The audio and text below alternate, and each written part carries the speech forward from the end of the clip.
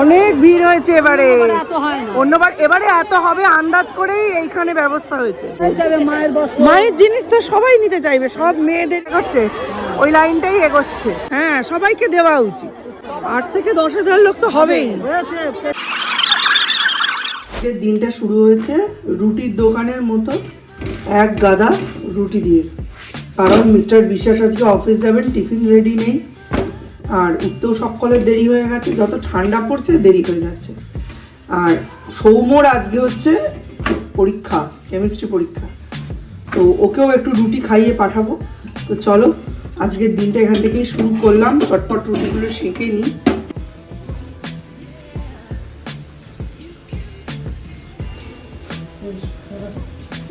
ভালো করে পরীক্ষা দিও।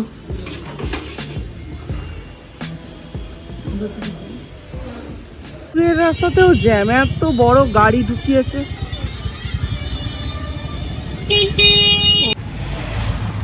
প্রথমে তো বলেছিল সৌর্যদের স্কুলের সামনে গিয়ে ওখানে দাঁড়াতে, 11:15 মধ্যে ছুটি হয়ে যাবে। এখন বলছে 12:15 বাজবে। তো আমি দাঁড়িয়ে থেকে কি করবো, আমি ওখানে লাইন। আমরা সংসারী মানুষ, আমাদের পক্ষে কি অত সহজে সংসারের সমস্ত দায় দায়িত্ব কর্তব্য সব কিছুকে পিছনে ফেলে ছুটে যাওয়া সম্ভব? সংসারের নানান মায়া দায়িত্ব কর্তব্য আমাদের চারপাশ থেকে নাক পাশের মতো আটকে রাখে। সেই সব কিছুকে ছাড়িয়ে যখন কোনো একটা উদ্দেশ্যে আমাদের সৃষ্টিকর্তা বা সৃষ্টিকর্ত্রীর দিকে যেতে চাই, সেই শক্তির কাছে পৌঁছতে চাই, তখন যেন সেই নাগপাশটা আরও বেশি করে জড়িয়ে ধরে। সব কিছুকে টেনে ছাড়ানো তখন আরও কঠিন হয়ে পড়ে। ঠিক তেমনি আজকের দিনটা, আজকে 5ই ডিসেম্বর, আজকে বড়মার শাড়ির কুপন দেওয়ার দিন। এই দিনটা আমার কাছে খুব স্পেশাল, কারণ আজকের দিনে আমি মনসা করেছি যে বড়মার শাড়ির একটা কুপন আমি যেন তেন প্রকারেণ জোগাড় করবই। অথচ আজকের দিন থেকেই সৌম্য সৌর্য দুজনের পরীক্ষা শুরু। শুধু কি তাই, শারীরিক প্রতিবন্ধকতা আজকে একটা এমন জায়গায় আমায় নিয়ে গেছে যেখানে সারা শরীর জুড়ে সাংঘাতিক ব্যথা বেদনা আর কষ্ট। সেই সব কিছুকে পিছনে ঠেলে সৌর্যকে স্কুলে পৌঁছে আমি পৌঁছে গেলাম স্বপ্নবীথি পার্ক, নৈহাটি। রাম, ভিড় দেখো, কত মানুষ, শুধু একটু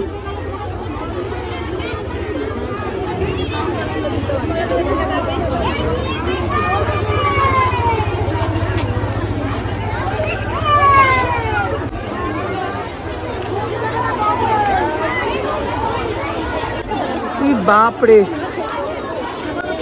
অনেক ভিড় হয়েছে এবারে, অন্যবার এবারে এত হবে আন্দাজ করেই এইখানে ব্যবস্থা হয়েছে। মায়ের জিনিস তো সবাই নিতে চাইবে, সব মেয়েদেরই। হ্যাঁ, সবাইকে দেওয়া উচিত। প্রচুর মানুষ তো, 8 থেকে 10,000 লোক তো হবেই। সেইটাই, আমার আবার ছেলে পরীক্ষা দিচ্ছে স্কুলে। হ্যাঁ, প্রচুর মানুষ হয়েছে, প্রচুর। এখান থেকে লাইনে ঢুকতে যাচ্ছিল, ঝামেলা হয়ে গেছে। ভেতর থেকে ঢুকে যাচ্ছে লাইনে, ওই জন্য দেরি হচ্ছে। এগোচ্ছে, ওই লাইনটাই এগোচ্ছে।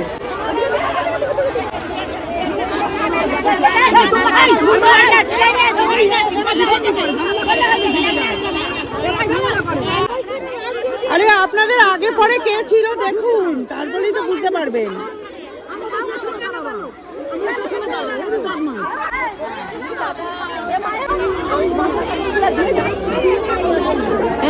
ঠিক এই সময়টায় আমি বুঝেই গেছি আজকে আমার পক্ষে শাড়ির কুপন পাওয়া সম্ভব নয়। এই যে মানুষগুলোকে দেখছো, এরা প্রত্যেকেই একদম নিচু স্তর, নিম্ন মধ্যবিত্ত এবং দৈনন্দিন রোজগারের ওপর বেঁচে থাকা মানুষ। তারা 2-3 দিন ধরে এখানে বসে রয়েছে শুধুমাত্র এই শাড়ির কুপনটার আশায়। আর প্রত্যেকে এখানে চাদর পেতে মশারি টাঙিয়ে রাত্রি যাপন করেছে। এই জায়গাটা থেকেই কুপন দেওয়া হচ্ছে এবং হাতে একটা করে স্ট্যাম্প মেরে দেওয়া হচ্ছে। বিশ্বাস করো, নৈহাটি বড় মার কুপন সবাই পেয়েছে, কারণ তাদের মোটিভেশন ছিল, তাদের ডেডিকেশন ছিল, তাদের আত্মত্যাগ ছিল।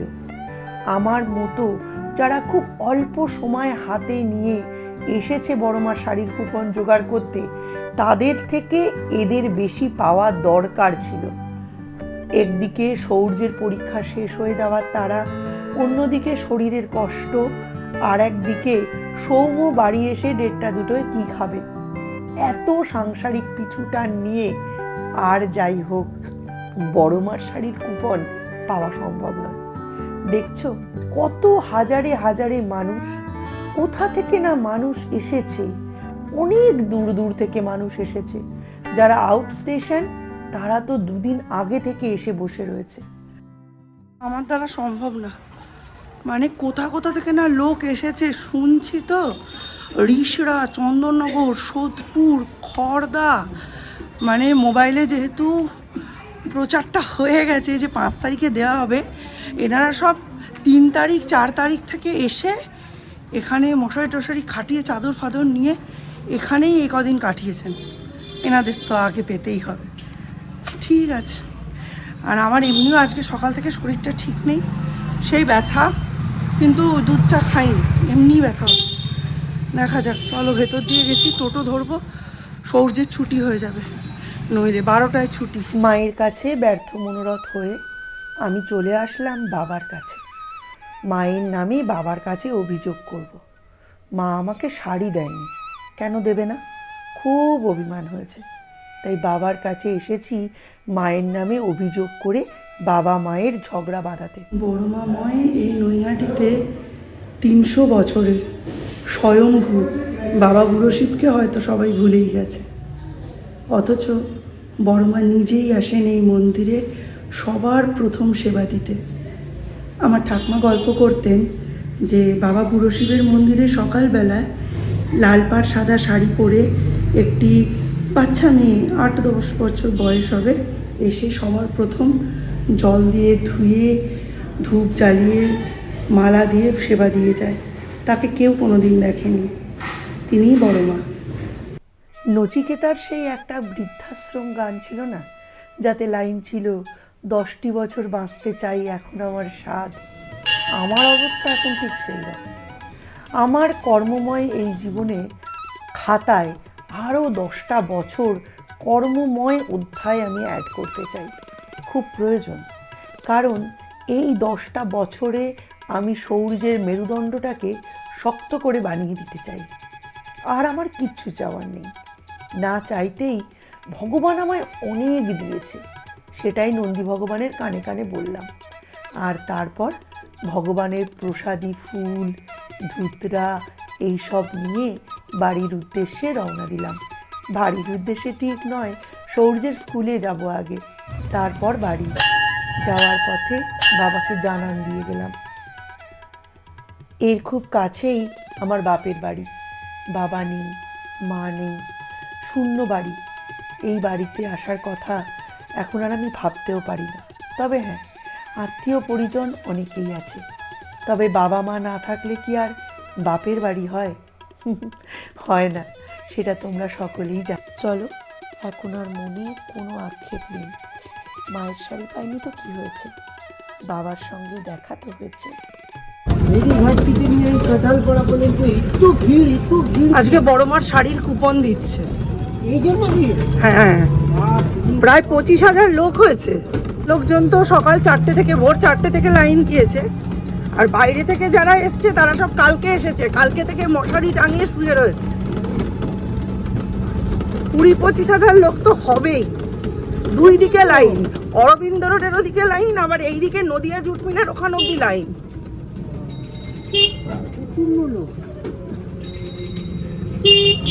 আর ফোনে দিয়ে দিয়েছে তো সবাই জানতে পেরে গেছে, ব্যাস সঙ্গে সঙ্গে সবাই ভিড় করে নিয়েছে।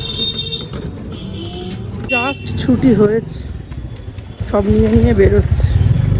দ্বীপের চলছে ইউনিট টেস্ট 2, সকালবেলা সৌর্যকে নিয়ে আসার পর পেটের ব্যথা এতটাই বেড়ে যায় যে আমি কোনো রকম ভিডিও আর করতেই পারিনি। তাড়াতাড়ি করে একটু ডাল সেদ্ধ আলু সেদ্ধ ভাত করে আর আমার মাছের ঝোল করে রাখা ছিল, সেটা করে আমি মোটামুটি রকমভাবে খাওয়া দাওয়া দিয়ে ম্যানেজ করে নিয়েছি। বিকেলে যখন ঘুম থেকে উঠলাম কোনো রকম ব্যথা নেই, পেট পুরো ভালো।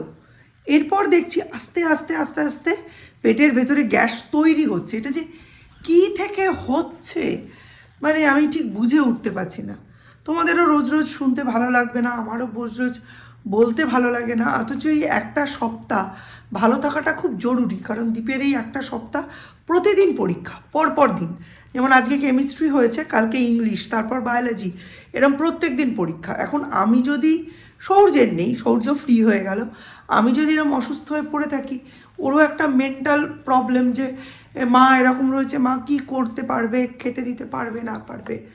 আর সৌমর কী বলো তো, এই খাওয়াটাই ওর ভালো, মানে মানে ভালোবাসে খেতে। ওর ওটা যদি হয়ে যায় ও নিশ্চিন্ত। এই যে উঠছি বসছি, পেটের মধ্যে একটা চাপ ধরা ব্যথা। বিকেলবেলা লিকার চা খেয়েছি, তারপরে কি খেলাম, ও হ্যাঁ জিরে দিয়ে গরম জল ফুটিয়ে সেটা খেলাম। কিন্তু পেটের ভেতরে না মাসলে একটা টান ধরে আছে, সেটা ছাড়িনি মানে বিকেলে ছেড়ে গিয়েছিল।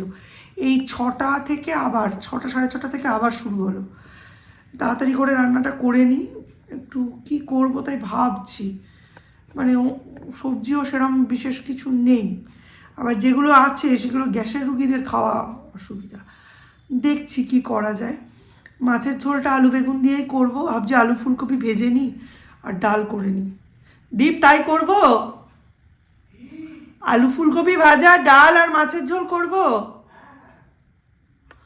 ওই ওরটাই মিস্টার বিশ্বাসের মানে ভীষণ মাথায় টেনশন হয়ে গেছে, বারবার বলছে এই ওষুধ নিয়ে আসবো, ওই ওষুধ নিয়ে আসবো। আরে ভাই আমি তো বুঝতেই পারছি না যে লিকার চা খাওয়া সত্ত্বেও এরকম গ্যাস কেন হচ্ছে। যাই হোক, এখন কিন্তু ঠান্ডা নেই, চাদরটা খুললে ঠান্ডা লাগছে, গায়ে দিলে গরম লাগছে। তার মধ্যে আবার ঝামেলা, ঘরের মধ্যে একটা আধখানা সাইজের ছুঁচো ঢুকেছে, কোথা দিয়ে ঢুকলো বুঝতে পারছি না। সে ছুটে বেড়াচ্ছে এদিক ওদিক। সৌম্য কাউকে ওই জন্য নিচে নামাতে পারে।